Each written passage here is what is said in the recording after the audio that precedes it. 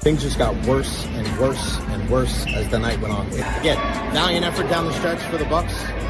Just too little, too late. Let's go down and let's see what Coach Fletch and the rest of the crew has to say. And as always, go Bulls. So let's head into the locker room right now and see what the guys have to say about that one. Wow. Where do the Buccaneers go from here? What an incredible atmosphere. What a good win for the Tampa Bay Lightning. They snapped a 7-game winning streak. How we feeling, Bucs Nation? It's time to party, baby.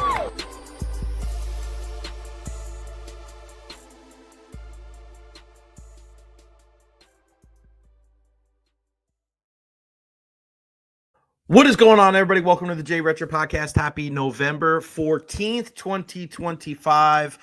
Hope everybody is having a wonderful Friday, whether you're here in the Tampa Bay area or abroad. Make sure you follow me on all social media platforms: Facebook, YouTube, Twitter, Twitch, TikTok, Instagram. I am everywhere. Like and subscribe as well on YouTube. Let's get up to 2,000 subscribers before the end of the year. And look at this. Our guy, David Terry, right off the rip with the $10 super chat. Thank you so much, my brother. You are the best. And look at DT off to Cancun tomorrow. I'll try and get your show over here. Go Bucks, go Bolts, go Knowles, go Liverpool. When I grow up, I want to be like David Terry, my friend. This guy's all over the place, man. Benny's first. Thank God it's Friday. It's all. What up to Robert Cochran and what up Jay and the fam, and then of course one of the first ladies of the Wrecking Crew, Janet Best. Good Friday to all. Go Gators, go Bulls, and go Bucks. Again, follow me at Recher everywhere. Big shout out to our partners, Honest Hammer Custom Builders, LLC. All your residential and commercial needs, 813-244-0956. And of course, Evra Health. What an incredible injury report with Dr. Carlos Rodriguez yesterday. That's up on the page. If you missed it, wow. Plenty to get into today. I feel like this is the ultimate calm before the storm. This weekend is a pretty huge weekend when it comes to sports in the Tampa Bay area. We know what lies ahead over the next 48 hours. I'm so intrigued by what Monday is going to look like. What will be the leading story? Who will stand out amongst the rest?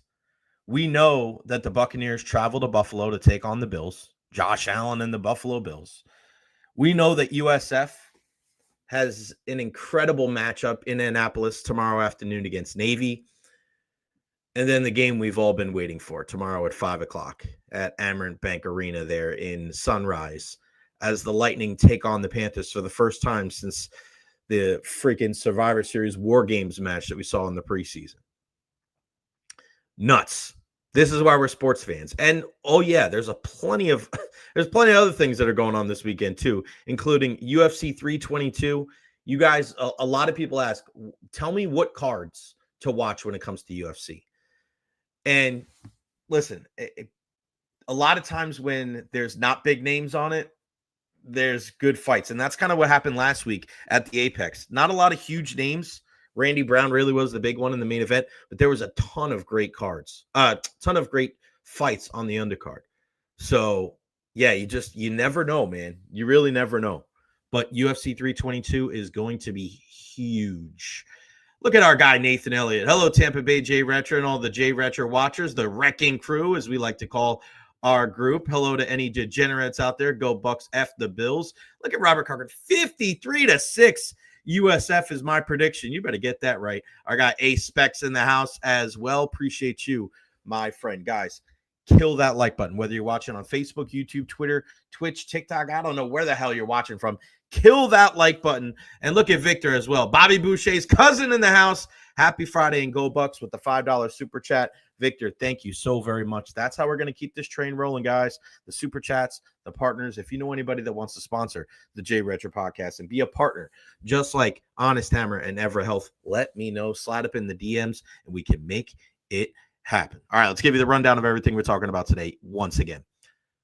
Buccaneers, Bills, Todd Bowles comments, USF, one of the biggest games in history, Lightning, Panthers, and then, of course, the best matchups in the NFL and college football and what to watch this weekend off the gridiron. There is a lot. There is a ton of big things, especially when it comes to USF. And I'm not talking about USF football. So make sure you keep it locked. And what I'm going to do now is, instead of just having one segment at the end of the day, Fridays are going to be Ask Me Anything Fridays. Feel Free Fridays. I like that. Feel Free Fridays. Feel free to ask me whatever you want all show long. It's a Feel Free Friday. So feel free to text in anything. If you guys want to get in the conversation, again, questions, comments, concerns there at the bottom. If you want to join in via the super chat, that's the way to do it. Just click on the link right there in the chat, whether you're on your laptop, whether you're on your phone, streamer.com/WMJ6HJADYA. Go check that out. Look at our guy, Honest Hammer, in the house. What's up, Jay and fam? Russ, our guy, Honest Hammer, Custom Builders. We love him. You love him too. Do you remember when Bobby Boucher showed up at halftime in the Mad Dogs when the Super Bowl and the Bourbon Bowl? I love the movie. Love it. Still to this day. Unbelievable. All right. Let's get right into the Bucky, not Bucky Irvin. We'll hear from that in a second. But what I want you guys to understand is, going into this weekend in Buffalo against the Bills, as much as people want to talk about, I know what's going to happen, I don't think anyone out there really does. I don't think anybody realizes what the Buccaneers' response is going to be, or understands or can predict, because you just don't know. This has been that kind of season for the Buccaneers. We have no idea, because they're 6-3, and I think there's a segment of the fan base out there that have that the sky is falling type mentality. After watching what happened with New England last week, watching New England win last night, you're looking at the Buccaneers going, there's so many things wrong. It's going to be a tough task to be able to win this game in Buffalo and next week against the Rams in LA. But do we really know? Do we? The status of Bucky Irving and Chris Godwin are still up in the air. Todd Bowles is going to speak in a couple of minutes. I doubt we could get some clarification. But this is how the NFL season in 2025 has been. Just when you think you know, even the most accomplished pundits out there, it flips and the total opposite happens. We've seen crazy upsets all year long. Even like back in the beginning of the season, New England goes into Buffalo and wins that game. Nobody saw that coming. Jacksonville winning games, Carolina winning games, New Orleans winning games, the Jets winning games. Nobody saw this coming. The Giants beat the Eagles earlier this year. They beat the crap out of the Eagles too. So who knows going into this game in Buffalo what's truly going to happen? That's why we love sports. It doesn't stick to a script. But I tell you what, one thing that we have to see, and I just saw this on Joe Buck's Fan earlier, because Dave Moore, radio guy with Gene Deckerhoff, former Tampa Bay Buccaneer tight end and radio color commentary, he called out Antoine Winfield Jr. And one thing that we have to see on Sunday against the Bills is, for all the talk about the depth, for all the talk about the young guys, for all the talk about the kind of the back and forth with Jamel Dean and Benjamin Morrison, which has been beaten to death, the Buccaneers' best players need to step up. And when you talk about the best players, the most talented players, and I'm not giving you them in order, but I'm just talking about the guys that are going to be playing on Sunday. We're not talking about Mike and Chris and Kalijah and guys that won't be there. But Baker needs to play better. Tristan Wirfs needs to play better. Antoine Winfield Jr. needs to play better. Vita Vea needs to play better. Like, if these are your best players, they need to rise to the level of greatness that it's going to take to beat a team like Buffalo in their house at this time of year with that quarterback coming off of a loss. No excuse. Too many times, like, we're passing the buck. We're trying to look for all these different reasons why this team isn't winning. Sometimes it's just your players aren't playing well enough. And I'm looking squarely at Antoine Winfield Jr. and Tristan Wirfs and Baker Mayfield. I mean, look at Travion Henderson and Drake May and how good those guys played. Look at Clavon Chason. Like, the best players on New England outplayed the best players on the Buccaneers last Sunday. That cannot happen. Not all of them at the same time. Not everybody's going to have their best. We understand that. But Antoine Winfield Jr. is a guy that was in the conversation for Defensive Player of the Year. We're talking about Tristan Wirfs being arguably the best left tackle in football. Baker Mayfield's he's in the MVP conversation 3 weeks ago. If those guys continuously put out average performances, what do you think is going to happen to the Bucs? They ain't going to win games, and you sure as hell ain't going to win on the road. We'll get back to the Bucs conversation here in a second. Let's go to our guy, Robert Cochran in OKC. What's going on, brother? Getting ready for this this game tomorrow. Like I said in the chat, 53-6. Navy 53-6. Navy feels like a UNT with a less powerful offense to me. 53-6. You think Byron plays the whole game then, or they take him out at some point? He might come out start of the third quarter. Wow, one half of football for Byron because of the ass beating. And we cook with gas for a half of football. I love Gaston more. I love Gaston more. Are you going to be wearing your jersey tomorrow? Oh, yes. I'm not going to make that mistake again. Yeah, absolutely not. Make sure you wash that thing because I feel bad for your woman. She'll be all right. She'll be fine. Have a great weekend, my friend. Appreciate you calling in. Go Bulls. Yes, sir. Robert Cochran in the house, always chiming in from OKC. You guys are more than welcome to do the same. As always, make sure, here, we'll click on it right here in the chats, StreamYard.com/WMJ6HJADYA. Just click on the link in the chat. It's that much easier on your phone or on your laptop. Bulls with a big matchup against Navy tomorrow. We'll get back to the Bulls chatter here in a bit, but I want to go back to the Buccaneers. And as we wait to hear from head coach Todd Bowles on the status of Bucky Irving and Chris Godwin, when you get to this point of the season, you kind of look back at the first half and you go, all right, what have we learned about the Buccaneers? We're still trying to figure out their identity. Are they a running football team? Are they a passing football team?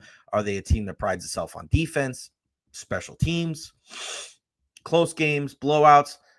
I still think they're trying to find where they're at. And a lot of that has to do with Josh Grizzard. And we spoke about this yesterday. He's another guy that needs to take a step forward. Running the football is going to be big. And sometimes, and you see this, and I kind of compare it to the Lightning power play. What happens to the Lightning power play? Especially at home. And this is the reason why I bring it up.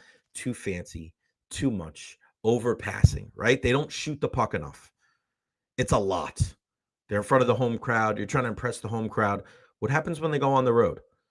Us against the world mentality. Don't mess around. Shoot the puck. Fire as many shots on net. Keep it simple, stupid. Right? That's why I think that could be a positive sign for the Buccaneers going into these next two games. I said this earlier this week. When you're talking about the Buccaneers and what they need to do against Buffalo and LA, you want to limit the possessions. I don't know if you want to go blow for blow, standing in the middle of the ring and trying to go toe for toe or toe to toe with Josh Allen and Matthew Stafford. So running the football, whether Bucky returns or not, but utilizing Rashad White and Bucky Irving and making sure that you stay balanced offensively, that's going to put you in a position to succeed. And I agree with Honest Hammer here. What does our O-line look like for this game for the Bucs? They look like a sieve last Sunday. We need Baker healthy. No doubt about it. And Bredesen's probably out. We'll find out here in a couple minutes. But still, this has been a makeshift offensive line. But you have enough good pieces there to be able to, I think, fortify your running game. That helps your running game more, running the football. Get those guys moving forward than backwards. Run the football. Tristan Wirfs on one side. You got your bookend tackles back with Gedeke on the right side. You have a guy like Graham Barton. And listen, with Mike Jordan and Dan Feeney, I mean, they've played a lot of football already this year. So it shouldn't be that these guys are rusty. It shouldn't be to the point where that they don't know any better or don't know the scheme. This is an opportunity for you to impose your will on this defense. And that's what you're going to have to do. Run the football. Stay balanced. We've talked about it a lot with Ian over the years. It's not always about the rushing yards. It's about the rushing attempts. And let's go back to the 28-23 loss to the New England Patriots. Baker Mayfield, 28 of 43. 43 pass attempts in a game you lost by 5. 9 carries for Tucker, 10 carries for Rachaad White, 1 each for Sterling Shepard and Cam Johnson. 21 carries to 43 pass attempts. Can't win like that. Look at the other side of the football. Or look at the other team on the other sideline. Drake May, 31 pass attempts, 27 rushes. And I know some of them came on scrambles from Drake May, but for the most part, they stayed balanced. When you start getting that disparity of a difference of 10, and in this case for the Buccaneers, 22 more pass attempts than rush attempts, that's not a recipe for success, especially not for the Tampa Bay Buccaneers and for Baker Mayfield. We have to remember who he is. And he was justifiably so in the conversation for MVP. But he is at his best when he's like, I don't know if really he's such a unique quarterback in the league. Because I don't know if there's really anybody like him. Because you look at it and who he makes plays with his legs, not to the same extent of a Josh Allen or Lamar Jackson, but he's definitely in that third tier of using his legs. He's a guy that needs a balanced running game and a balanced offense like a Jared Goff, like a Sam Darnold. He's kind of sandwiched in between. He's got to make 3 to 5 plays with his legs every game, but he's got to stay balanced. I don't want to see Baker Mayfield throwing the ball 40 times. And I think we fall in love sometimes with the passing game and the wide receiver depth, and we got to, move the ball all the way around. I don't mind throwing the football. I don't mind utilizing, especially a guy like Cade Otton, or short passes as an extension of the running game. But all year long, I've been asking, run Sean Tucker more. I don't know why there's such a hesitation to have him out there. And it must go deeper than what we see to the naked eye. Does he miss things in blitz pickups? Does he miss things in pass protection? Does he not do certain things? Because when you go out there and you watch Sean Tucker, 9 carries to Rashad's 10, he was able to pick up 53 yards, averaged almost 6 yards a carry last week. He's a little quicker than Rachaad. He's a little shiftier than Rachaad. Now, Rashad's probably better catching the ball out of the backfield. He's probably better picking up the blitzes. I get that. But, all right, well, let's use Sean Tucker in a way where you're utilizing his strengths and Rashad's. That's why I said going into this year, if Bucky was going to be number 1, RB1, I think that helps the running game. Because Rashad's strengths are more of a third down back, catching the ball out of the backfield, blitz pickup, and things like that, where Bucky, I mean, we saw it in the shared practices, in the joint practices with the Tennessee Titans. Like, he's going to give a great effort, but he's not the biggest guy in the world. I don't know if necessarily I want Bucky Irving throwing his body on the line on 3rd and 7, trying to pick up a blitz. Get Rachaad in there to do that. And because Bucky's out, Rashad's RB1, and I still think it's kind of a little ass backwards there. They have to make an adjustment. We'll see what Todd Bowles has to say about what's going on with Bucky Irving and Chris Godwin. Now, we know that Anthony Nelson was back at practice today, which was good. He was sick yesterday. Still no Hassan Reddick. But Bucky Irving and Chris Godwin still out there, and you have to think it's a step in the right direction. And when you're looking at this team and the reality of their players that are out, I mean, they're huge parts of the offense, huge parts of the team. And when you don't have them out there, your team's going to naturally take a step back. You're going to try to hold the fort down and tread some water, but eventually it's going to catch up to you. Well-coached teams that run the football, it's going to get to you. And that's what we've seen with this Buccaneers team. Now, the next 2 weeks, you're going to be tested once again. So you're hoping that some of the cavalry comes back. It's a great sign that these guys are back in practice, but we're still waiting to hear from Todd Bowles. And if you guys want to ask me again, it's a feel-good Friday or a What did I say? Feel free Friday to ask me anything. Nathan Elliott, I do not think Tristan the Walrus is healthy because he's not playing at his normal dominant all-pro levels. That's a great point. We're still waiting to see that Tristan Wirfs because the last 2 weeks, remember, it's not just last week against New England. If you remember back 2 weeks ago in New Orleans, or 3 weeks ago because they had the bye, didn't look great in New Orleans either against the Saints pass rush. Ask me anything, favorite 80s cartoon, Transformers or Thundercats? Easy for me. Thundercats. I had the sword. Thundercats. Whoa! That was my jam right there. Richie P. Hey, Jay, what's the one big improvement you think the Bay Area really needs most? Example could be things like a Tampa Beach's rail line, a new stadium, or even reimagining West Shore Mall. I think public transit is big. I think you got to find a railway. Get some kind of subway, not subway, but some kind of train system, because that's what's going to help everything, whether it's the downtown Tampa, whether it's the building of, Channel Side and everything that's coming up around Benchmark International Arena.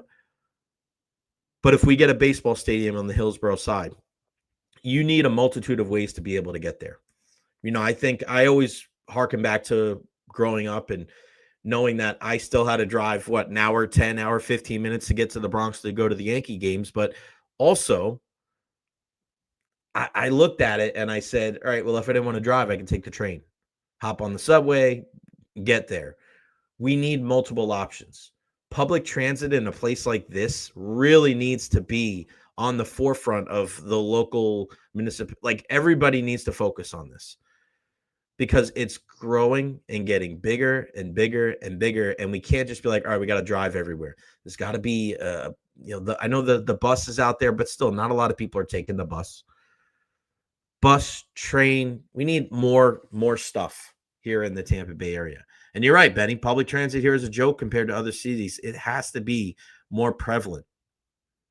All right, so breaking news when it comes to the status of Bucky Irving and Chris Godwin. We're talking about this right now. Hold on, folks.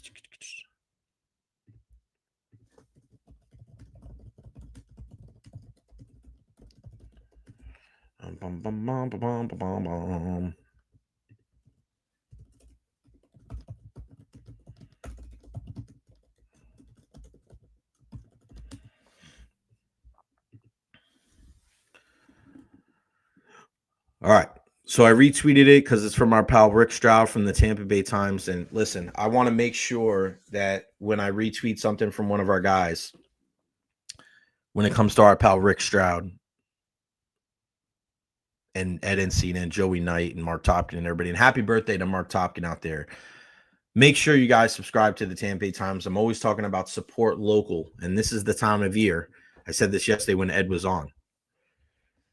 Make sure you support our guys locally. With the sports that is going on, with Tampa growing, a burgeoning sports town, we got to support our guys, and especially Rick Stroud, who's always been so great to me over the years. He was the host of the show that I interned on first at WDAE. So Rick Stroud and Tom Jones always hold a very near and dear place in my heart. But breaking news right here on the program.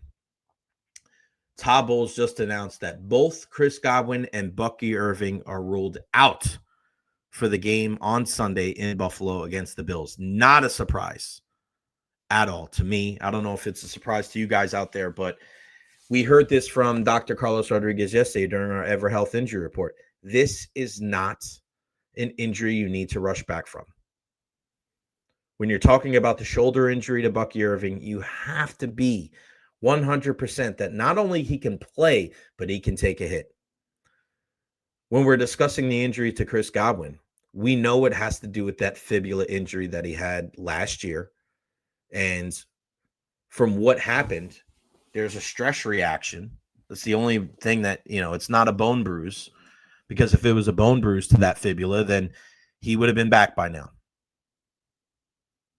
But the hardware that is on his fibula, the plate with the screws, either on top of that or underneath that, there has been a stress fracture or a stress reaction, and you just need the bone to heal. The fact that these guys are out there, I think, is a positive sign. Now, people are asking, I don't disagree with keeping them out, but why announce it now? Do they have to per league rules? I don't know if necessarily they have to, Hammer, but if you're going to make adjustments, because when you get those guys on the roster, there's going to be other, elevations. These guys aren't going to travel. So, I mean, I don't necessarily know if it's any, advantage, right, or disadvantage. This isn't one of those things like a Bill Belichick or Aaron Glenn every single week. These guys are not on IR, so it'd be one thing like we saw with Luke Gedeke, right? You had to wait, or you did announce it, you waited to make that adjustment because you have to take a guy off the roster and put a guy back on. So, yeah, that's just kind of the way it goes. Last week, that injury to Ben knocked the wind out of our sails. They can't get hung on who's not playing in lock. I don't necessarily know about that evolve. I think, if anything, we've learned that I don't know if it necessarily took wind out of their sails. It may have made them play worse because he wasn't out there. But I don't know if it was definitely like a gut punch, because we've seen this team bounce back from devastating injuries before, right? And they're used to it, man. They are, unfortunately. It's a weird thing to say. Now, I'm looking at this team, and I think it's better to just kind of get out in front of it, talk about it, and move on. And you look at this situation with those two guys being out, also Hassan Reddick and Marquise Watts and Ben Bredesen. So all in all, 5 Buccaneers out on Sunday. Bucky Irving, Chris Godwin, Hassan Reddick, Marquise Watts, and Ben Bredesen out for Sunday's game against the Buffalo Bills. So what does that mean? It means that we're going to see a heavy dose of Rachaad White and Sean Tucker in the backfield. It means that Emeka Egbuka is still your number one, and Sterling Shepard and Tez Johnson are going to have to step up in a big way. Cade Otton's probably going to be another big factor in the passing game. Now, is it Mike Jordan at left guard and Dan Feeney at right guard? Probably. We've dealt with Hassan Reddick being out, so Anthony Nelson, he was out with the illness yesterday. He's going to start more than likely opposite of Yaya Diaby. But, man, it'd be nice to see Chris Braswell step up. It'd be nice to see somebody else really take the bull by the horns, like we saw from Nelly a couple weeks ago in New Orleans. Sometimes you have a certain road warrior that plays his best when nobody sees it coming. But I look at this situation with the Tampa Bay Buccaneers, and it's that next man up mentality. It sounds so cliche, and I know a lot of us are sick of hearing of it, but man, this is what they're going to have to do if they're going to win. People don't want to hear about that defeatist mentality and, oh man, you should want better and you should expect better. I mean, whatever. What are you supposed to do? You're going to have to play with the hand you're dealt. And right now, this Buccaneers team is looking like a squad that is riddled with injuries. And they're on the lookout for players that are going to step up and make the most of their opportunities. All this talk about Jamel Dean coming out and Benjamin Morrison going in, I still like wonder why that's such a big deal, right? Because I think there's a reason why.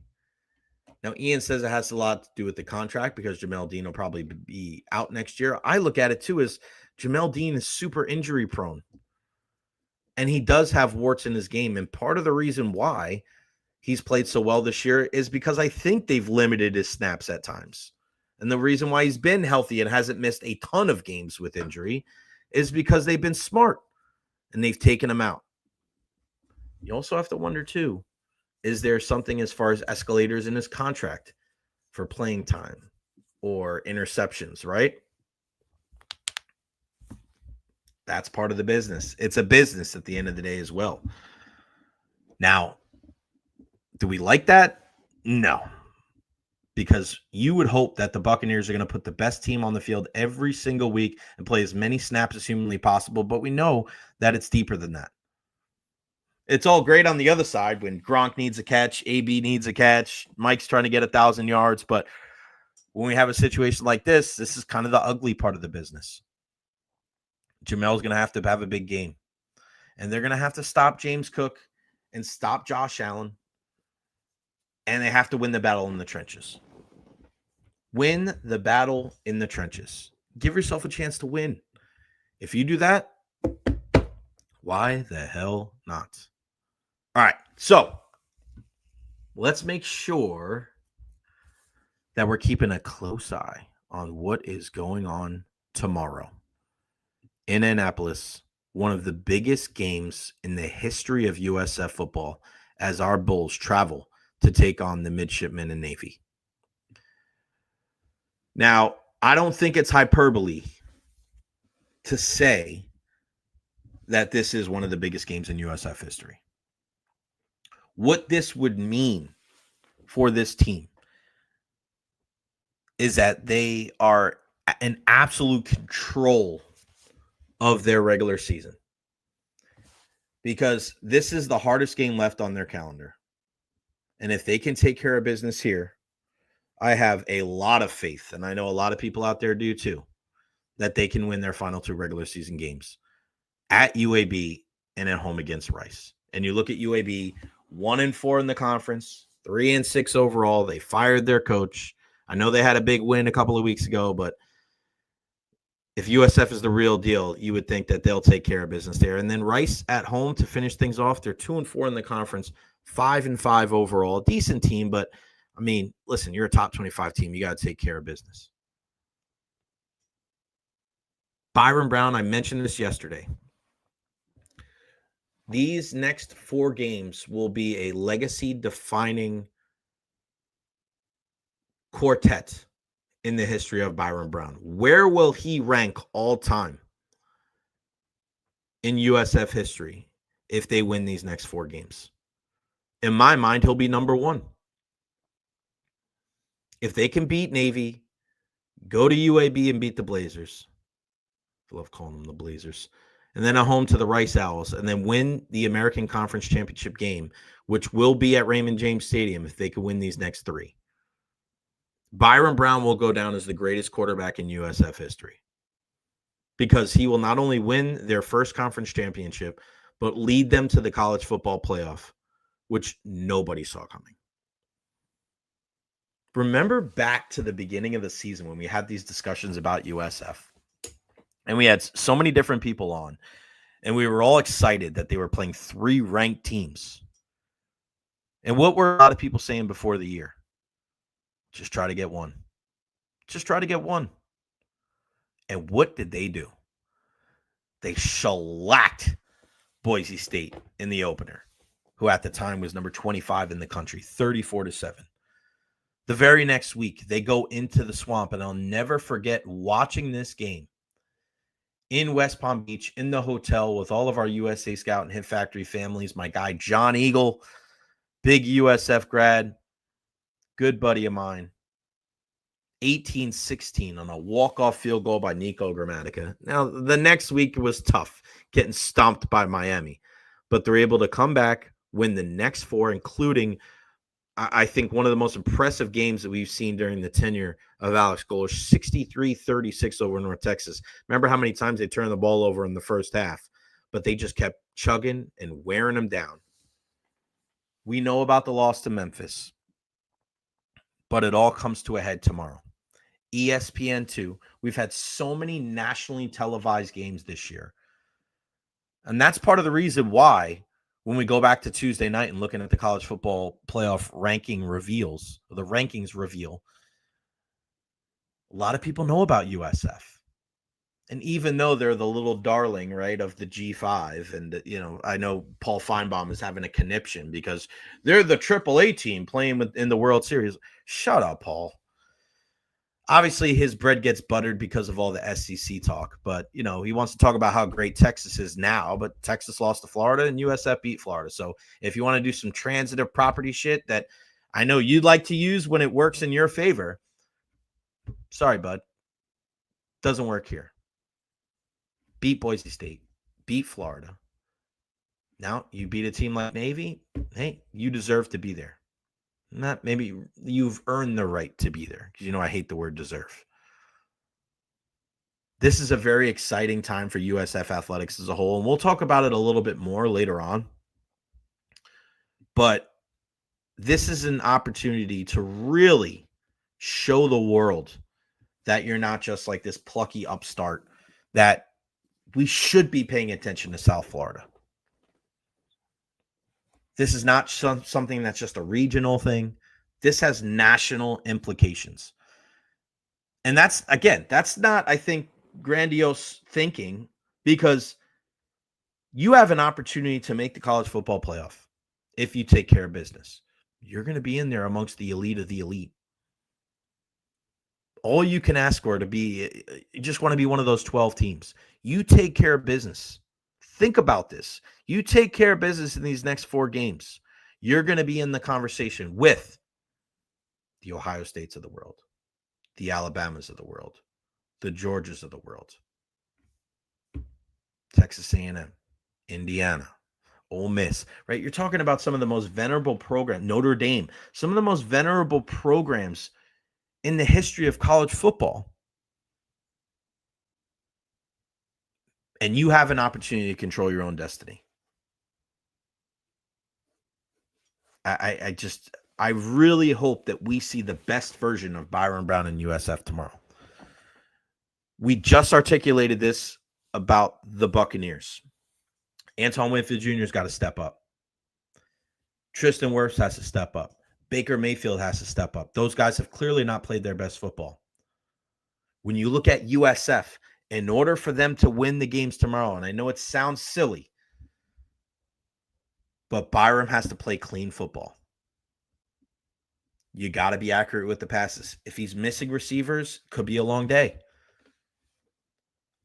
I'm looking at the 3-headed monster on defense. With Mac Harris and Jalen Schuler side to sideline in the linebacker position, their eye discipline, their gap control, those 2 kids have to play strong. And Jarvis Lee, who I think may be the best player on this entire USF roster,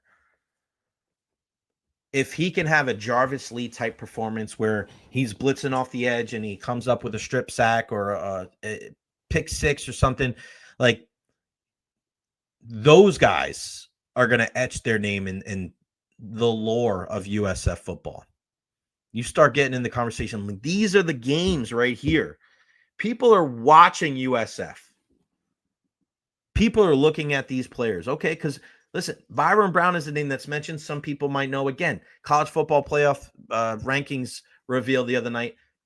One of the first names out of the mouth of Booger McFarland is Byron Brown in USF. National TV on Saturday at noon. You go and win that game and you do something big, your name's going to be on the tip of a lot of people's tongues. Again, I find it hard to believe that Jarvis Lee is a guy that won't play on Sunday in the NFL. I think he's the best player on this team. But if you go out and you make a statement against Navy and you're one of the guys that carried the flag and led the team to a victory, NFL scouts, people in the college football playoff committee, like, they're going to know, they're going to recognize, and you're going to get more recognition. And when that happens, man, the brand, the profile of USF athletics continues to rise. You'll love to see it. By my calculations, it's the second biggest game in USF history. Only 2017 USF and UCF had bigger stakes. All right. Shout out to Eddie Spaghetti in the house. Appreciate you, buddy. Joe Brennan, got to beat Navy. You got that right. Remember, this is a Feel Free Friday. Ask me anything. It's a great conversation. Jay Grothy and BJ Janos want to have a phone call about it. We would all like to listen. Yes, I can. Byram is a beast. The Mount Rushmore of Bulls quarterbacks. You know I love my Mount Rushmores. You're forgetting the GOAT, Quentin Flowers. I would never. I think there's the 4, right? Blackwell's in there probably as well. Damn,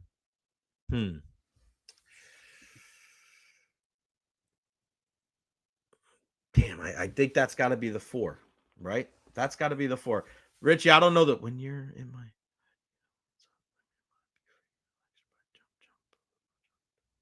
I don't know that one, Richie. I do not know. You might have to, buddy. You might have to. I know what you're talking about, but I don't know it right offhand. I'm just thinking if I'm going through all the quarterbacks. Yeah, I think right now Byram's on that Mount Rushmore. Mount Rushmore of USF quarterbacks. Byram Brown, Quentin Flowers, BJ Daniels, and Matt Grothe. That's it right there. How do you rank those guys? And Grothe's got to be one, right? Grothe, Quentin put up some incredible numbers, man. That offense was the craziest freaking thing I've ever seen. Grothe, Flowers, Daniels, Byram. Is that it? Is that the four? I mean, in that order? I don't know, man. But again, Byram wins these next 4 games. I don't care what happens in the college football playoff. Well, I do, obviously. But I'm just saying, as far as his legacy, he wins these next 4 games. He goes down as the greatest player in USF history. Greatest quarterback, greatest player. I don't care what happens at the next level. Yeah, there you go. There you go. Beyond the barricade, maybe it's wishful thinking, but the more we keep winning and rise in the ranks, the more I don't think Golish is going to leave, especially with the Brooks addition and others to the program. Listen, this is a topic of conversation that is going to continue to just continue, like, unfortunately for a lot of people, right? And we got to discuss it when things come up. And I said this earlier, or a couple of weeks ago. If he goes, he goes, man. I can't fault him. Like, if Florida comes calling, like, it's Florida. I'm a USF guy over Florida, no doubt. I'm talking about one of the biggest programs in the country. Do I leave for Arkansas or Virginia Tech? But Florida State. I don't even know if Florida State, probably Florida State. But Florida's the one for me. I don't understand why Florida is not making more of a push for Alex Golish. It makes more sense to me. That really would have been it. That would have been it. But yeah, we need to see him here. I think you look around and you wonder, hey, is this has got to be it for him? Like, he's looking around going, these guys are giving me everything. These guys are giving me every opportunity to win. And I love that. Sorry, deleting a crappy comment on here.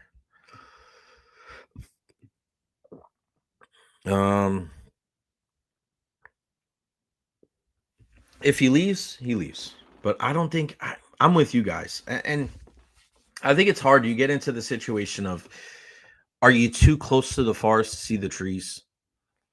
Are we sitting here with our green and gold colored glasses on going, why would you leave? Right? If you take a step back and you put some objectivity to it, does it make sense? Like, if you're on the outside looking in and you get offered a job by Florida or somebody, do you fault a guy like Alex Golish for taking it? I don't think I do. I never do, really. Like Michael Kelly, going Navy, going home, like, it makes sense. You hate it, but I would love to see him stay. I mean, if you're looking around and you're seeing that there was a new chief business officer hired yesterday, you have Rob Higgins, you have Derek Brooks, you know the stadium's coming. And you can be the man here. And Ian says this a lot when talking about Curt Cignetti. Why leave Indiana to go to Penn State? That's probably a little bit more of a lateral move than I think going maybe from USF to Florida right now. But imagine if you win here. And again, I always think about, I think the ACC makes a lot of credit, makes a lot of noise, right? Makes a lot of sense. But think about it. You go this year, you make the college football playoff, you stay here, you build a freaking powerhouse conference realignment. People are going to be signing up for USF. That's why we were bad at the worst time. The conference realignment, Big 12 goes, oh, look, UCF. You think if the Big 12 had a do-over that they would go with USF over UCF? 1,000%. 1,000%. If you ask the Big 12, hey, right now, if you could switch out the Bulls for UCF, would you do it? No doubt in my mind they would. No doubt. You're talking about a city that's growing, that has a huge fan base, incredible athletic programs, and money that they're going to put into those athletic programs. Name recognition, a multitude of sports. Of course, you have Orlando over there, and it's a very touristy city over there. But, outside of the Magic, where's the national appeal for Orlando outside of Disney? Nobody's like, wow, I got to get to a UCF game. I got to get to a Magic game. No, people are talking about going to Lightning games and Buccaneers and what's up with the Rays. Like, it's a hot topic of conversation. Hammer says Grothy, BJ, Byram, and Flowers. Okay. I would just stay here and building a legacy. I'm with you, buddy. Grothy would be number one, but he missed his senior year. Quentin Flowers was elite his last 2 years. I'm with you, buddy. And I'm with you. Really good hire yesterday. That's why USF got Rob Higgins, so they don't get passed over like that again. The relationships that Rob Higgins has is going to help this entire athletic program more than you'll ever know. And I haven't thought about this. It just popped into my brain, and I want you guys to think about it like this. We're still concerned about USF being a stepping stone job. We're still concerned about, could this guy leave? Will Alex Golesh leave? We just saw it with Michael Kelly. Even though I don't fault Michael Kelly because, listen, you're going home. You're from that area, dad in the Naval Academy. You understand it. You may not like it, but you understand it. You'll have that discussion with Alex Golesh. We're going to continuously have that discussion. But one guy you're not going to have that discussion about is Rob Higgins. If you know anything about Rob Higgins, if you've met Rob Higgins, like I have, if you've gotten to know the guy, Rob Higgins is that dude. He is Team Tampa Bay through and through. He is USF to his core. The executive director of the Tampa Bay Sports Commission. Every single year at the Sneaker Soiree, the way he would speak about our teams and the people in this city, the way that he's gone out and brought Super Bowls and college football national championships and WrestleManias and Royal Rumbles and everything under the sun, Frozen Fours and Final Fours. And Rob Higgins has done that by shining a spotlight on the Tampa Bay area. Nobody has done more for bringing big events to this area like Rob Higgins. There's been other people that have done similar things. Don't get me wrong. But the amount of events coming here, he's been smack dab in the middle of it. He's putting together a power team. He's putting together the Avengers over there. And Rob is not looking at this job as a stepping stone to somewhere else. That's not an opinion. That's a fact. And again, I'm sure you guys have heard me say this before. But Rob last year was dealing with a bout with cancer. And we spoke a couple of times. And man, he was just so tough to be able to battle through it and to come out the other side. And I spoke to Rob last year at the Sneaker Soiree, and we get there, and then the event happens. He does such a great job. And then after the event, there was only like 7 or 8 of us left. And Rob comes up to me, and he puts his arm around me, and he gives me a big hug. And Rob goes, I love you because of how much you love Team Tampa Bay.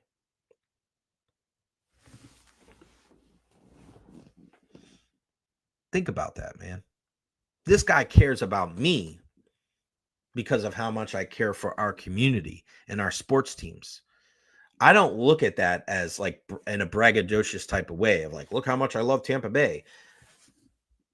I look at that as a way of like, think about why does it mean so much to that guy? How I feel. What I feel about our community. It means that much to him. It's incredibly humbling for somebody that has, again, shown the spotlight on our area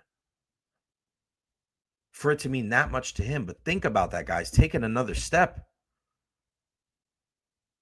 This place is everything to him. USF is his world. That guy is not going to stop until USF is one of the biggest brands in college athletics. Get on the train now if you're not there, because this shit is rolling towards the future. I cannot wait to see what the next 5 years is going to be like with USF. I want to be around it. I want to be involved with it. We got the right guy at the helm. No doubt about it. All right. Huge. Right now, real quick. Boom, boom, boom. Kill that like button, whether you're watching on Facebook, on YouTube, or on Twitter. Hit that like button right now, guys. Kill it. Kill that like button for me. Also, it is a Feel Free Friday. A Feel Free Friday. That means feel free to. What's going on?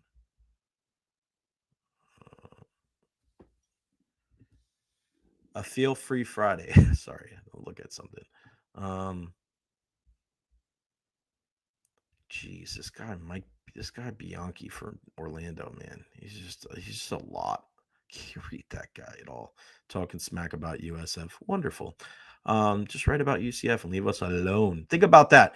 Things are so bad with UCF athletics that their head writer, the guy that writes about them, has got to talk about USF. Wonderful. So, tomorrow, 5 p.m. Oh, okay. Yeah. Sorry. Kill that like button. Kill that like button. Sorry. I forgot about it. I got thrown off. Feel Free Friday means no guests scheduled. Yes, you're right. I rarely do guests on Friday anyway, Benny, because there's so many things to talk about. What do I need to hear from anybody else for? Feel Free Friday. Ask me anything throughout the entire show today.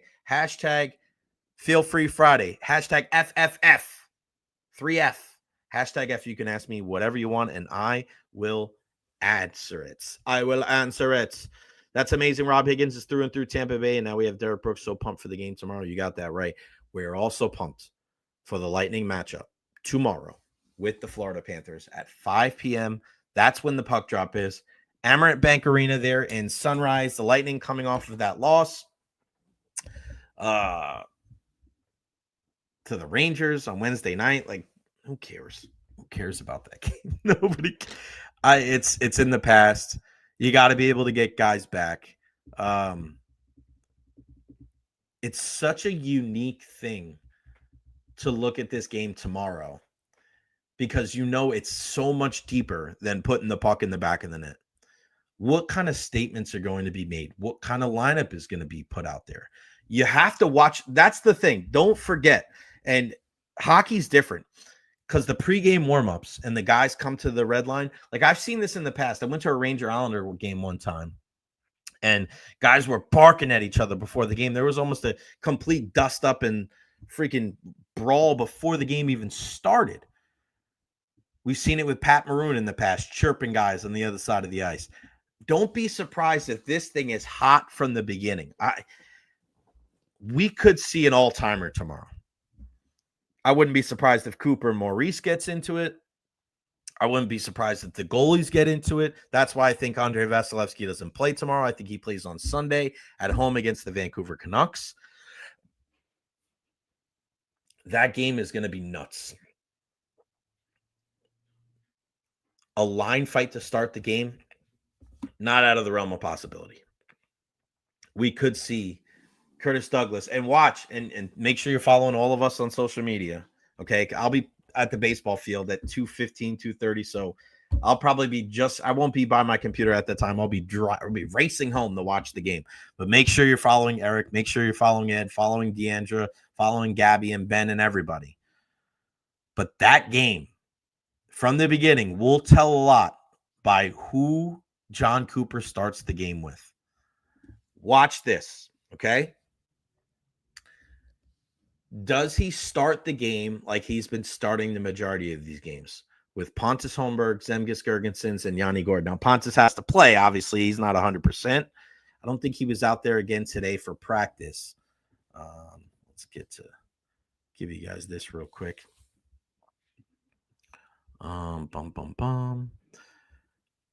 Let's see. Anthony Cirelli, Victor Hedman, both on the ice for practice today. No Dominic James, no Ryan McDonough, no Brandon Hagel, no Pontus Holmberg.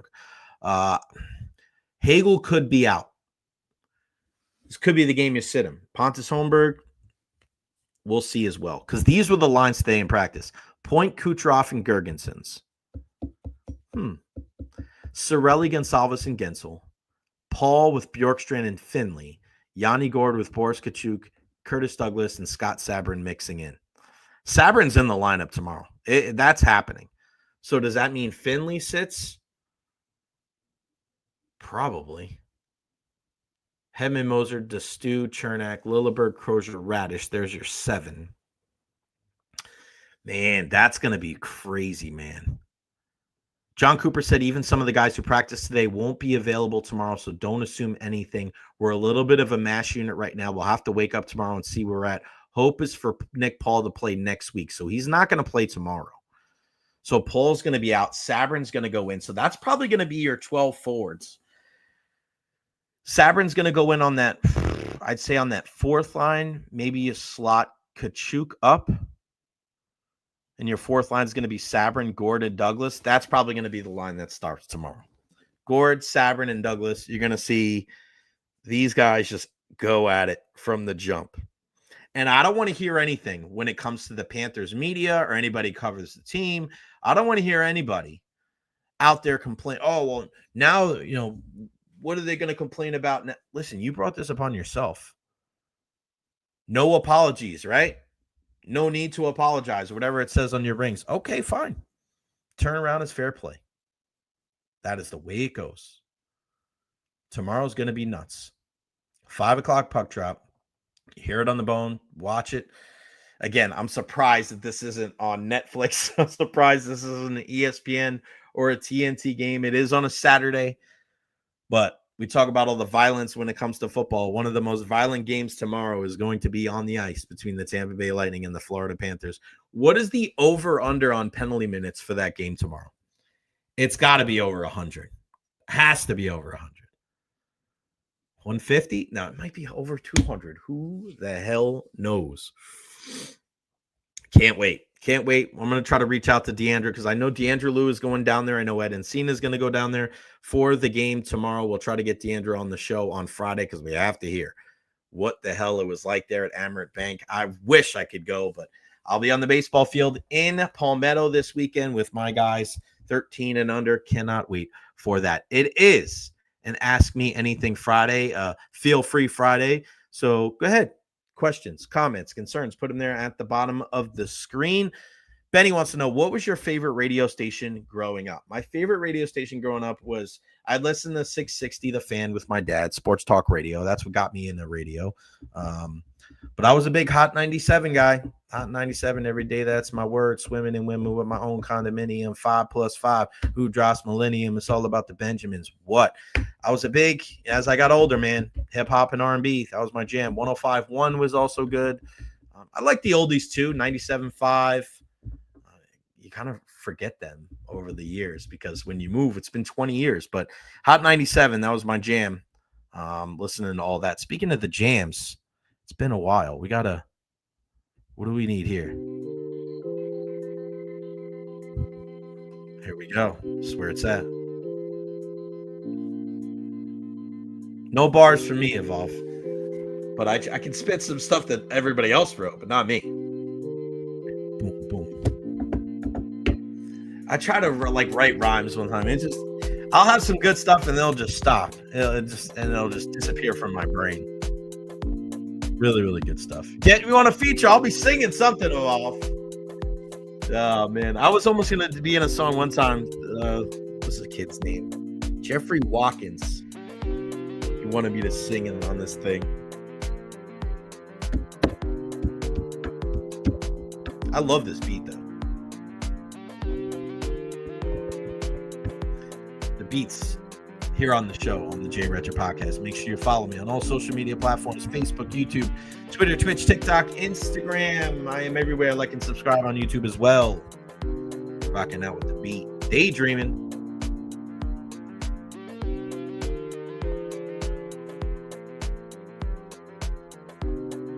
Love it. Feeding the Ducks. This is one. Too slow. Rock too hard. Night driving into space. Dance pop. We'll rock with this one for a little bit.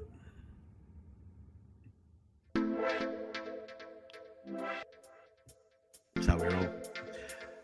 Let me tell you about my friends, Honest Hammer Custom Builders, LLC, residential and commercial.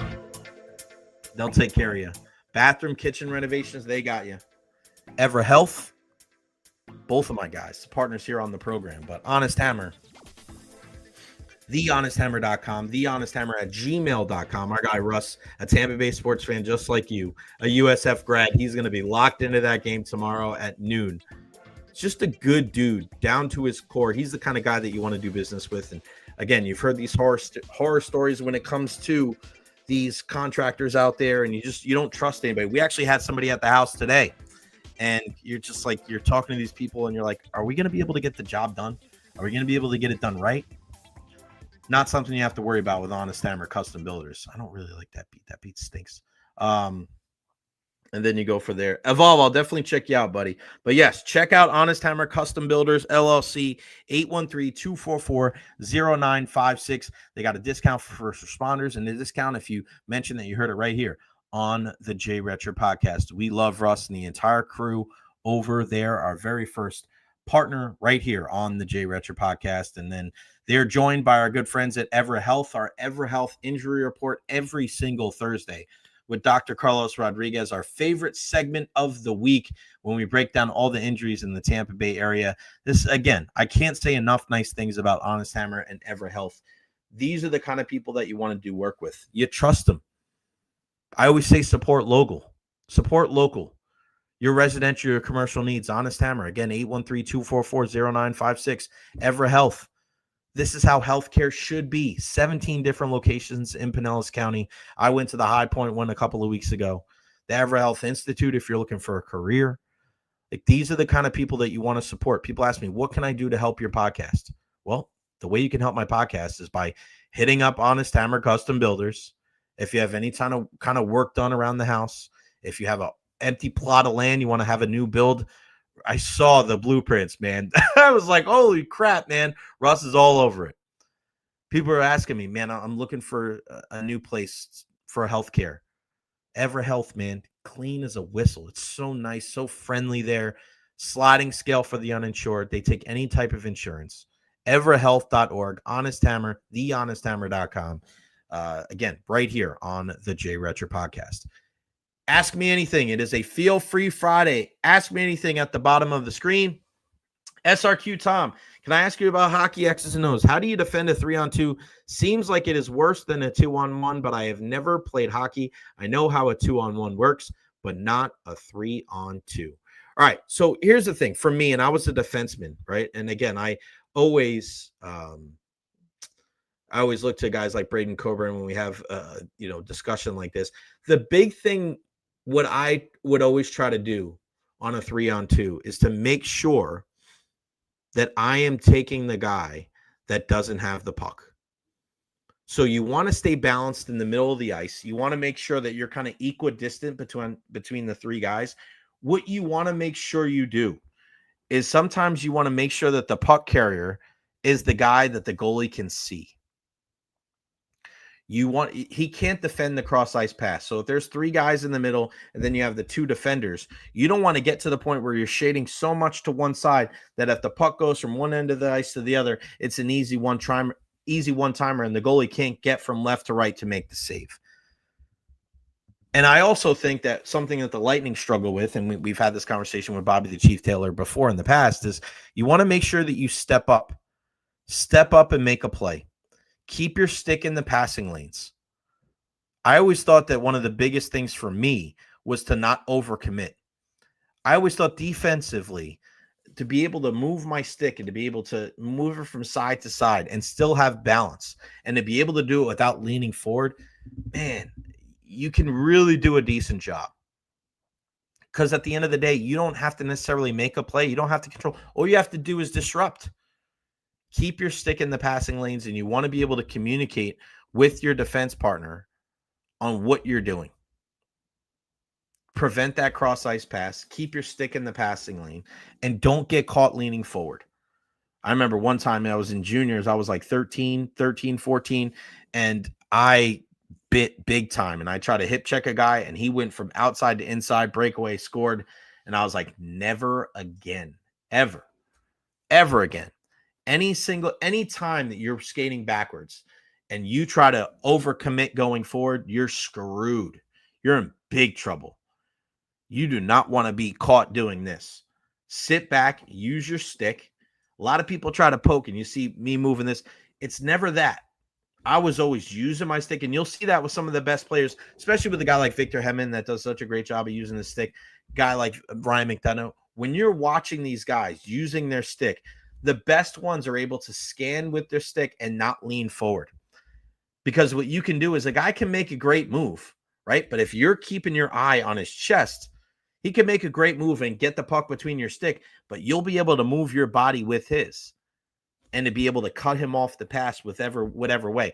What guys end up getting messed up on is you start swiping at the puck and then you start moving towards the puck. You're not going to be able, right, to be able to go forward because the puck is going to move faster than you skate. But you start swiping it and just knocking it off, I think you'll be in good shape. FS1 is calling a show like First Things First, unscripted and unfiltered. Is that any true? There's no reading from teleprompters or pre-produced content. It is, in fact, very entertaining, just doesn't feel real. So here's the thing. Now, if you're talking about a guy like Jim Rome, the majority of his stuff is scripted, and he told us as such. When you get to these shows, right, you already know where you're going. Now, there's only a set time. So these shows, and you're welcome, Tom, when you get these shows that are 1 hour long, 2 hours long, maybe 3 hours long, right? You got to put the commercials in there. But whether it's TV or whether it's radio, you have an idea of where you're going. And I'm going to give you guys a little bit of a peek behind the curtain here. When we did Ron and Ian, Ron was very apprehensive about kind of blocking out the show. Because the thing that made Ron and Ian so good was that it was very free-flowing. They could talk a little bit about everything, right? And Ron wanted to be able to have that freedom to be able to go anywhere and stop being and not be so structured. And I get that. But one thing that as social media started to get bigger and bigger and bigger, and you start socialing out what's coming up next, we're coming back on the Ron and Ian show. You want to be able to tease what's coming up next so people know what the next segment is like. So what I told Ron, and I listen, he didn't have to do this. And we'll have this conversation with Ian one day. Ron believed in my direction as a producer. And it's something where he didn't have to do that. We're talking about a Radio Hall of Famer. And I said, Ron, we don't have to necessarily stick with it, but we need a baseline. We need a foundation of where we're going in the next segment. If something happens, if breaking news happens, if something more entertaining is a topic of conversation, we'll stay with that. But we got to know where we're going next. We have to know, all right, hey, coming up next, Jackie Redmond from the NHL Network. Hey, coming up next, the Rays threw a no-hitter last night. We're going to break it all down next. So people have an idea of where they're going. If it changes, it changes. We weren't, enslaved to that, right? We were always, but you needed an idea. You needed some kind of roadmap to where you were going to go. That's the beauty of radio. The beauty of radio is that you can pivot and you can go in different directions and you can talk about a lot of different things. And a lot of people would ask me, and when I first got in this business, I wanted to be on TV. I wanted to be on ESPN. It's part of the reason why I went to broadcasting school in the first place, or why I try to make that my major, is because I loved all sports. I wanted to do ESPN. I wanted to get on there. But when you think about it, think about how much little time or how little of a time you get on air. I mean, my guys that are on the TV side here locally with TV, they got 3 minutes. That's it. And how much do you really learn about them? The great thing about sports talk radio is you got to learn about me and my grandma, my mom and dad, right? The Recher Riviera. You guys bust my chops about it, but Ron and seeing Caitlyn Jenner in that magazine and hearing Ian and Preston and all these different hilarious things from over the years. That's sports radio. That's talk radio in general. You don't necessarily get that with the TV side. You don't get that kind of, Wild, Wild West. Like, this could go off the rails. It could go in any different direction. Everything is planned out. Now, the conversations could take turns, right? But when you go to first things first, and you have all of these things that are, on the lower thirds and all these things that are, accompanied by graphics and B-roll and video and things like that, you have to have an idea of where you're going. It's not like, oh, they're just stumbling into a conversation about Patrick Mahomes. No, they know. Segment A, block A, whatever it is, this is going to be about Mahomes versus Brady. Segment B is going to be about LeBron and Michael Jordan. Segments, right? Like, that's how it's going. Now, in those conversations, right, sometimes it goes left, sometimes it goes right. But for the most part, it's pretty standard on what I think that they're going to go with. The one thing I do love about First Things First, though, is they're definitely more conversational than some of these other shows, rather than yelly, hot takey type things. The morning shows are killers. First Take and Get Up, and it's just like, hey, let's say something flagrant. Let's say something loud. Let's say something that's a hot take so that for the rest of the day on social media, we can retweet this and share this on our social media platforms. That's why I don't watch it. I don't watch any of that stuff. None. You have a better chance of me watching highlights from the Premier League, cooking shows, or highlight packages from the night before of any other game. I don't care what they have to say. It is not making me any smarter whatsoever. Now, when you go on certain things and you go on social media platforms and you're watching like Brian Baldinger breakdown tape, fantastic. When you're talking about exclusive one-on-one interviews with professional athletes on podcasts or even on certain shows, I think you glean a lot more from that than talking heads in the morning. Former NFL player here, former NFL player there. You don't even do you understand some of these things that are coming out of their mouth? Do you understand the words that are coming out of my mouth? I just saw a video the other day. Rex Ryan saying there's no way that Mac Jones could do what Brock Purdy is done in San Francisco. He called Dan Orlovsky crazy. There's no way it can happen. That's exactly what we're watching. And that's a guy that was a head coach in the National Football League. Does he really believe that? It just shows you, man. Everybody's got opinions. But even some of the guys that guy was born and bred to be a football coach and around the sport. His dad was Buddy Ryan. And he was so blatantly wrong. Like, what does that tell you? There's no way that can happen. Listen, you better not say there's no way something can happen or something never can happen. This is sports. I'll be the first one to tell you when I'm wrong. But it's tough to say the word never. It really is. You just don't know, man. If I would have told you 10 years ago that Tom Brady was going to quarterback the Buccaneers to a Super Bowl, you would tell me I was crazy. If I would tell you that Alexander Ovechkin was going to break Wayne Gretzky's goal record, if CM Punk was going to return to the WWE, like you never know. 20 years ago, Dana White, Dana White, guess what? Maybe 15 years ago, Dana White, you're going to have women in the UFC. He said it would never happen. That's what the great thing about sports is. So I hope I answered that question. A pretty long answer, Rolly, but I love you. This isn't Ask Me Anything, a Feel Free Friday. So feel free to ask me anything you want. Put it there at the bottom of the screen, but there are some big games. I'm talking big games this weekend. What is the best matchup in the NFL and in college football? We'll start in the NFL and looking at some of these games this weekend. I mean, we know that Buccaneers-Bills game. Packers-Giants? No, not Packers-Giants. No, not Commanders, Dolphins, or Panthers, Falcons, Texas Titans. No. I think Bears-Vikings can be a sneaky good game there. NFC North matchup, US Bank Stadium. Bears coming off that win over the Giants.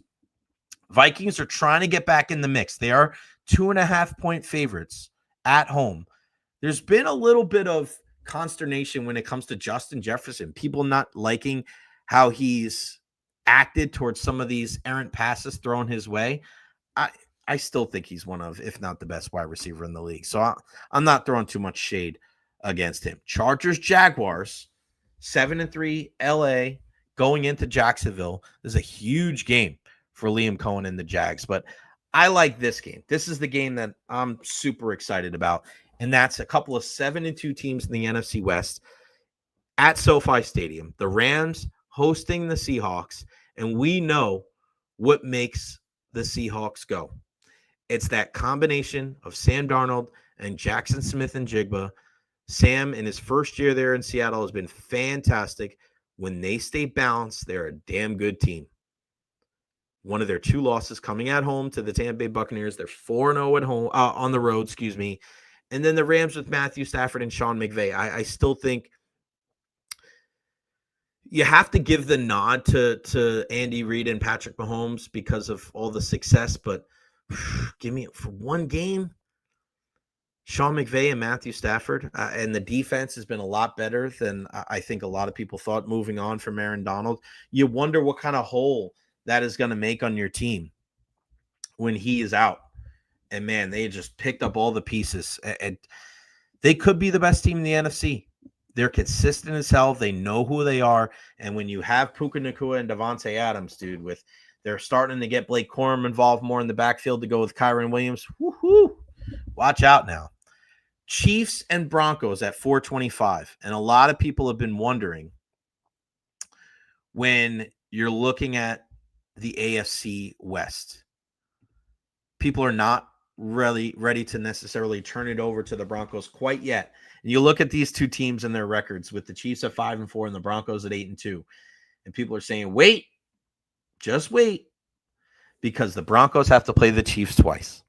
And Kansas City wins this game. You're looking at 8-3 and 6-4. You're inching closer to the Chiefs possibly winning this division. It's a damn good division outside of the Raiders. And more on them in a second. But the Broncos are 5-0 at home. A lot of people have been getting on Bo Nix and saying that they're winning despite of him rather than because of him. That fourth quarter against the Giants be damned. But if Denver loses this game, Bo Nix is going to get a lot of heat. You want to talk about an 8-3 team catching heat. That's going to be pretty funky.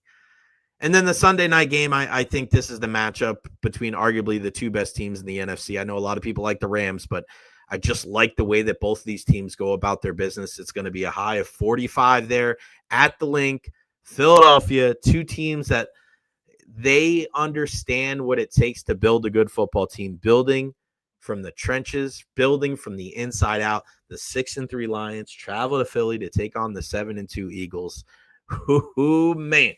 Sunday night after a long weekend, you're going to already know what's going on with USF and the Buccaneers and the Lightning and Panthers. You'll be settled in right at the end of the Lightning and Vancouver Canucks game. And that is going to be arguably the best game of the weekend as Jared Goff and the Lions take on Jalen Hurts and the Eagles. What's going on with A.J. Brown? He continues to talk shit about his offense. I get it. These guys want to go out there and you want to be able to speak your mind, and that's fantastic. Good for you. But if you don't think it's a distraction, Nick Sirianni saying it's not a distraction. It is, man. It is. If it wasn't a distraction, you wouldn't be talking about it. And his play would probably be better. A.J. Brown, if you drafted him, woof. And then Monday night, Cowboys and Raiders and the Who Gives a Crap Bowl. Before the season, you think they made that game thinking that either one of those teams were going to be good? Oh, man. Nah, not so much. Benny, look at what a disaster Colorado University football is right now, and you think the media people will apologize for being wrong? No way. No way. And I was excited for Dion, but it hasn't looked good. It hasn't looked good there. I don't know how he stays. Why are you out in Colorado? Your son's not there anymore. Go somewhere else. It just, no, it doesn't make sense. Doesn't make sense at all. All right, college side.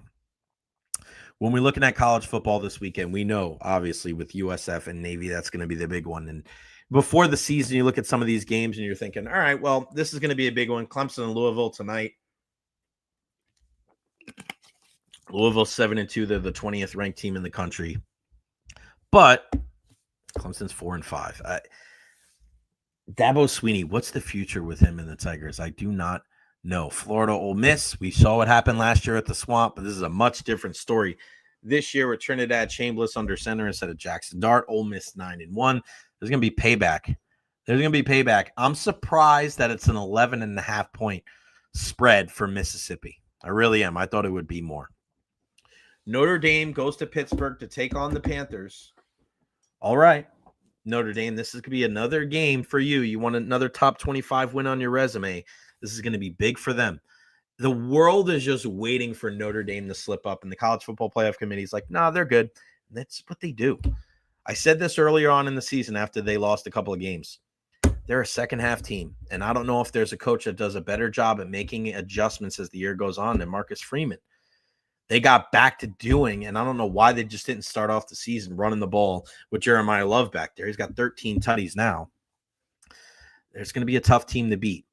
The game of the weekend, Oklahoma, Alabama, and we were mentioning this when we were having this discussion a week ago with Texas Tech and BYU. The loser of that game was going to be below Texas and Oklahoma. This is a elimination game for Oklahoma here. And Brent Venables and that defense going up against Ty Simpson and the Alabama offense. He has got to find a way to make this happen for the Sooners. Because if they fall to 3 losses, they're out. There's no way they make the college football playoff after that. Not going to happen. Now, if Alabama loses, that is an interesting equation here. Because Oklahoma's going to slot up. Does Alabama fall? I don't see that happening. I mean, will they look at that Florida State loss differently? Maybe. But I find it hard to believe that you're going to knock Alabama, that's the number 4 team in the country, out. Especially after beating Georgia. After losing, man, at home to Oklahoma. Wow. Yeah, I just don't see it happening, man. Alabama, 5.5 point favorite. I was wrong about Alabama. And remember, we had this conversation earlier in the year with Nick Kelly from AL.com. He said, I'd be very surprised if they didn't make the playoff. And I was like, I don't know, man. I don't know. I wasn't a believer in Kalen DeBoer. I was not a believer in Ty Simpson. They've proven me wrong. I have no issues in saying that I was wrong. But this is a test every single week. And one thing that Nick Saban was able to do over the years was he was able to get his guys ready week in, week out for a tough schedule in the Southeastern Conference, and especially games where they're slightly favored. They wouldn't, what was it? What did he say? Don't drink the poison or the poison pill or something like, I forgot what it was, but he would make sure that his team always felt slighted. Nobody believes in us. And it was like, Alabama, dude, everybody believes in you.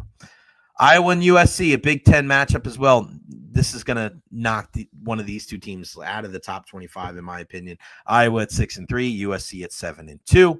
And then the other two games I'm really looking at, TCU and BYU. BYU coming off of the loss last week against Texas Tech. They need this win to kind of stay in the hunt there in the Big 12. And then Texas and Georgia. I've been saying this for the last couple of weeks. Texas, this is that game. You want to be taken serious. You want to say, all right, this is a much different team than it was 6 weeks ago. You go into Athens and you beat the Dogs. Because everything is in front of Texas. You got Georgia. In a couple of weeks, you play A&M. Arch Manning, everybody is writing this guy off. Imagine how the narrative is going to change from what we saw early in the season. They lose 14-7 at home to Iowa State in week 1. And then he has his struggles. He gets injured. He gets knocked out. He comes back. He's playing better than the next couple of weeks. And then he goes into Georgia and beats the Dogs. And then in 2 weeks, he beats A&M. Now the whole script flips from Arch Manning. All those haters. Oh, he's nothing. It's just the last name. If he was Arch Smith, he wouldn't be anything. You have an opportunity to change everything.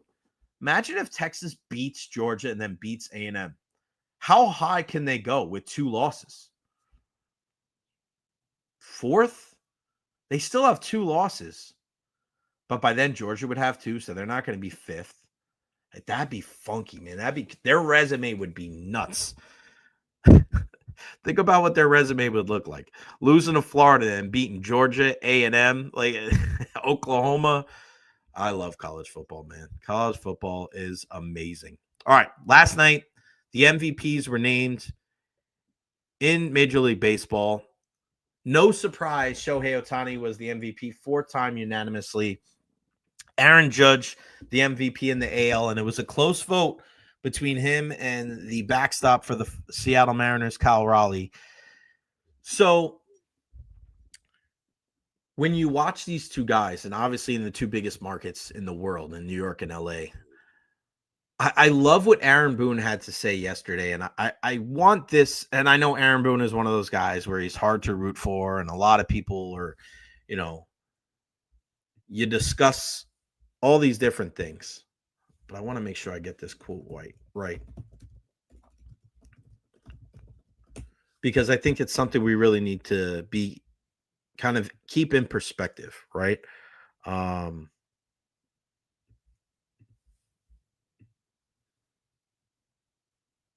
Aaron Boone. Let's see. Here we go. This is from Aaron Boone. And I know a lot of people don't like him because he's a manager of the Yankees. They think he's a little bit too braggadocious and rambunctious, whatever. But listen to what he said last night. I know I say this often when meeting with our media throughout the season, but I don't ever want to become desensitized by the consistency and the enormity of his accomplishments. It's becoming increasingly difficult for me to use words to capture how good he is. He's just playing at a higher level and has been for quite some time.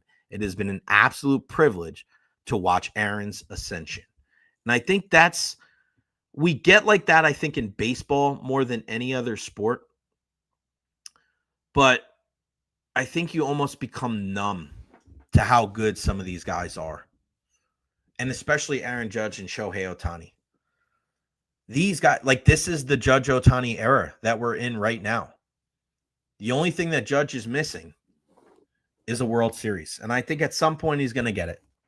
There's too many good players on the Yankees. They have too much money to spend for them not to be able to nip one here in the next 3 or 4 years. You got Cole coming back next year. Cole Fried, that's a 1-2 punch. I mean, I like that they became more athletic this year and focused on the defensive side of the ball a little bit more after what happened in the World Series against the Dodgers. They just got beat by a better team. A-Rod said this years ago, it's not always the best team that wins, it's the hottest team. And I think it was kind of a combination of both with Toronto. They played the game the right way. They put the ball in play more. They didn't rely on the home runs as much. They were really good at bats. It reminded a lot of people of the Yankees in the late 90s. And I wonder if the Yankees look at that. And I think in certain ways they've been trying to change how they've gone about. They had Isaiah Kiner-Falefa on their team a couple of years ago. They're trying to get guys to put the ball in play more. But you look at Aaron Judge and you look at Shohei Ohtani as the Dodgers go for the three-peat next year. We have to just think about some of the guys just that don't play anymore that we've seen stop playing in the last 10 years or so. Because Derek Jeter was always my guy, right? You watch Derek Jeter and, man, it's like you thought he would play forever. And now he's gone. He doesn't play anymore. Same thing about a guy like, who was I just thinking about? Oh, Tom Brady and Peyton Manning. You think those guys are going to play forever, and they don't. And it's just over. As much as you may like or dislike LeBron, like it's a show, man. It's a spectacle. Steph Curry. These guys aren't going to play forever. Kobe Bryant. In the last 10 years, you think these guys are going to play forever, and you're always going to be able to watch them. Clayton Kershaw retiring this year. One of my favorite players to ever watch. That curveball just still. That pitch is going to go down in the history of the game. Mariano Rivera, another guy you thought was just going to play forever. So I think at times we get into a situation, especially here locally, let's not take it for granted. Mike Evans isn't going to play forever. Levante David's not going to play forever. Nikita Kucherov, Andrei Vasilevsky, Victor Hedman, like Stammer's gone. So enjoy it while you can. That's why I implore people all the time, go take that trip. Go watch your favorite player play in another country, in another state. I just spoke to Matt Matera last week from Pewter Report about going to watch John Cena. He's such a big John Cena fan up in New York. in one of his final appearances for WWE before he retires. I said, go, man. Go. I can't tell you how many times I think about going to Old Trafford and watching those 3 games, Manchester United. You just never know, man. Don't take it for granted. So while, yes, we can watch Steven Stamkos with the Predators, it's not the same as seeing him here with the Lightning. And I know we can look at Aaron Judge and be like, he plays for the stinking Yankees. And, man, maybe Cal Raleigh should have won it. But, my God, the guy batted freaking 320, 330, hit 50 home runs, played damn good defense. He's a freaking – he's huge. They don't make many human beings like that. And then Shohei Ohtani, the ability to hit the ball 400 feet and then throw the ball 98 miles an hour, freak of nature. Don't take those guys for granted, because when they're done playing, you're going to be like, damn, man, remember that? All right, I want to finish the show talking about all the things that are going on off of the gridiron this weekend. And first and foremost, I want to mention the softball game that's going on tonight. So tonight, it's the 33 game. And it is benefiting Buck Strong. Again, 6:30 tonight, Florida Southern, USF, from the USF softball stadium. And if you remember this story, I hope you never forget it. Now, it is to honor Alexis Buckman, a USF and Tampa native through and through. And I remember her dad, Steve, and her brother, Riley, used to come into my old job over at Frozen Ropes, and Alexis passed away a couple years ago. And it's just so crazy, man, to be able to see this young student athlete diagnosed with brain cancer in the fall of 2021 following surgery to remove a brain tumor. And the way that she was able to just fight with every ounce of her being, and the impact that she left on our area. It's crazy, man. So on a night like tonight, fans are going to have the opportunity to donate to the Alexis Buckman Foundation for brain cancer research. And if you can't go to the game and you want to donate, go to gousfbulls.com. All the information is on there. And then the words of our guy, Ken Erickson, Friday, we once again celebrate the life of Alexis Buckman, who was stilled in those who knew her as a loyal daughter, a loyal friend, and a loyal USF athlete. She made those around her better.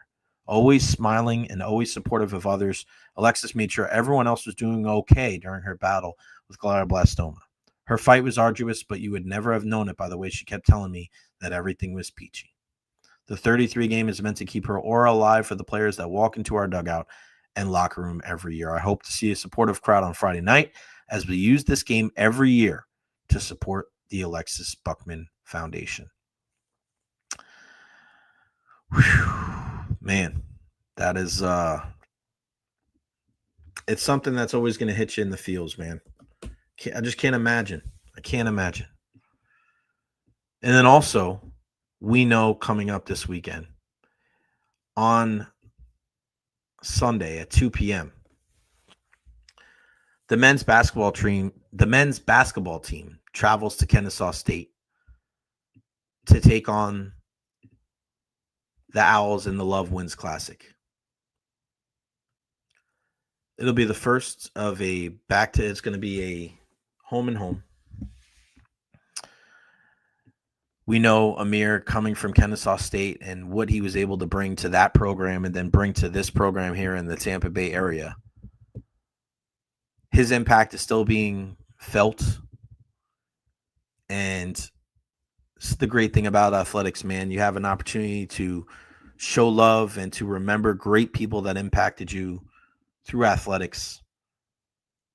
So again, tonight with the 33 game, supporting Alexis Buckman, and then Sunday at 2 p.m. up there at Kennesaw State, the Love Wins Classic, to remember our guy, Amir Abdur-Rahim. Still crazy that they're both gone.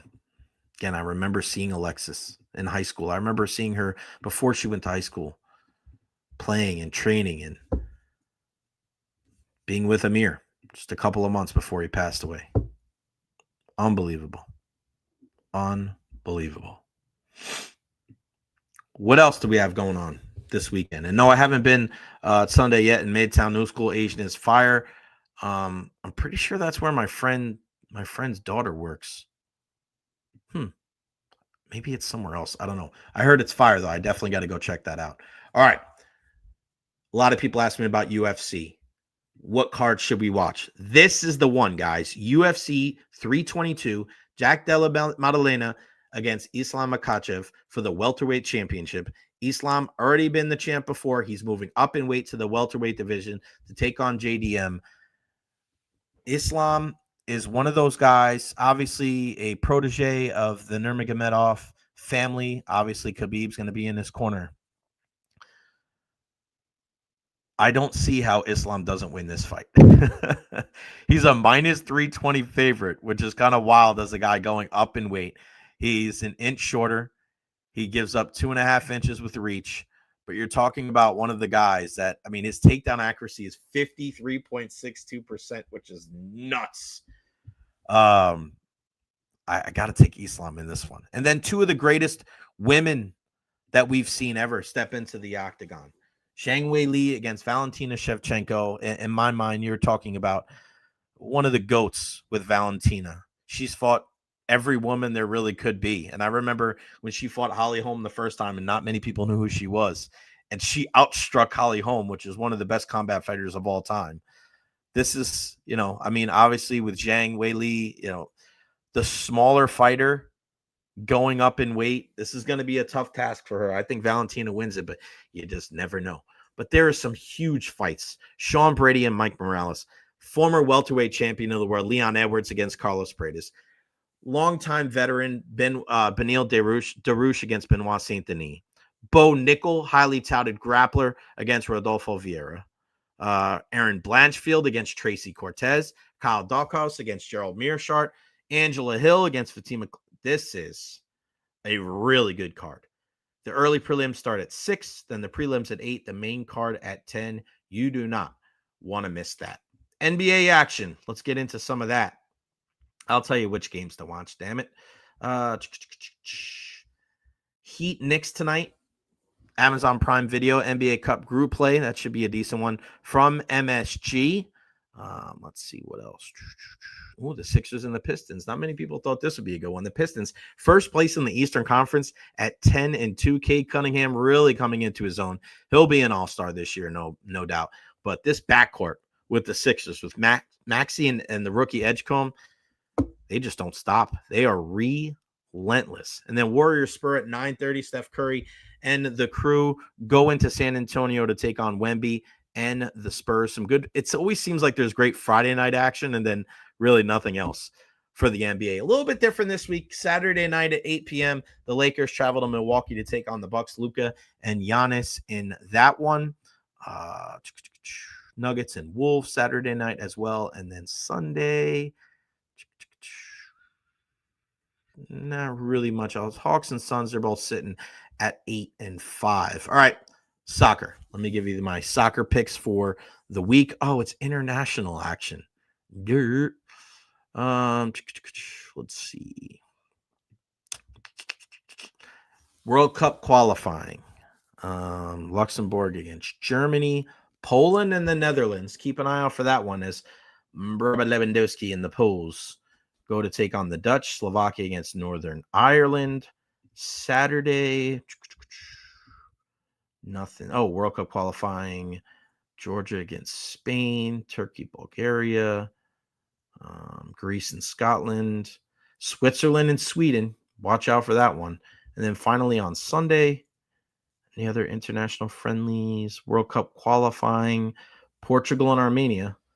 We'll see if Cristiano Ronaldo, that suspension, if he's going to be out. Albania versus England, they're 7-0 in qualifiers. Azerbaijan and France. Ukraine and Iceland, and then Italy and Norway. 6-0-1 in Italy and Norway at 7-0.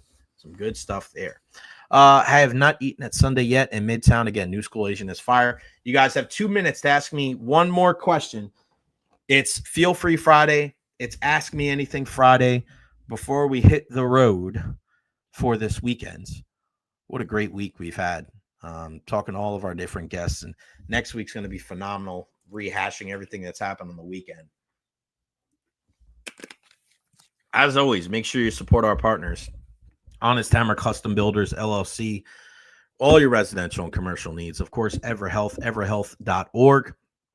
Make sure you guys follow me on all social media platforms, Facebook, YouTube, Twitter, Twitch, TikTok. Like and subscribe. Let's get to 2,000 subscribers by the end of the year. Kill that like button if you can. Share this on your social media platforms.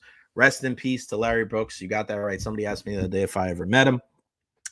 I introduced myself to him one time. I talked to him another time. Told him that I grew up in New York and that, he was an ornery guy, man. He was very about his thing, and he was very, by the book. Wasn't the friendliest person in the world, but listen, when I went up to him and I said I was from New York and I loved his stuff, he was very gracious and nice to me and gave me a couple of minutes of his time. And that's all you can really ask for. That dude, listen, he was not afraid. He's not afraid just to write his stories and to really, he did his homework. He knew all about the CBA backwards and forwards. And this was a guy that, and I love the relationship with him and Molly Walker, who we've had on the show before, writing for the New York Post. And, you're talking about a guy in his 70s and a girl in her 20s and the mentorship. And it's just, that's what the world is about, man. The grasshopper with the young grasshopper with the mentor and the mentee. Yeah, he'll be missed, man. One of one, Larry Brooks. That is for sure. All right, guys, that's going to wrap it up for me. I'm tired. I hope everybody had a wonderful day today and you have a wonderful weekend ahead. Again, make sure you follow me on all social media platforms. And yeah, do good to each other. Be well, be nice, be kind, be understanding. And we got a great weekend ahead. Get on out to the USF Softball Complex. Buck Strong, support Alexis Buckman. Love wins on Sunday, 2:00. Make sure you watch that on ESPN Plus. Buccaneers, go Bucks, go Bolts. USF, take it home. We have a tournament this weekend. Wish me luck. We're 0-6 on the season, our 13-year-old team. We're looking for our first victory. Come on, baby. We're trying to get those dubs, man. There's been a learning process for our little guys, and we're just trying to get better every single day. I think this is the weekend we get our first win. So good luck to our USA Scout Hit Factory guys. Steinbauer, you got it ready. Go Bucks. I love you all, man. Thank you so much for the support. David Terry, Victor Boucher, thank you guys for the super chat. Could not do it. We are due for a dub. You got that right, Benny. Appreciate you, Benny. Appreciate everybody else out there. We'll see you on Monday at noon right here on the Jay Recher Podcast.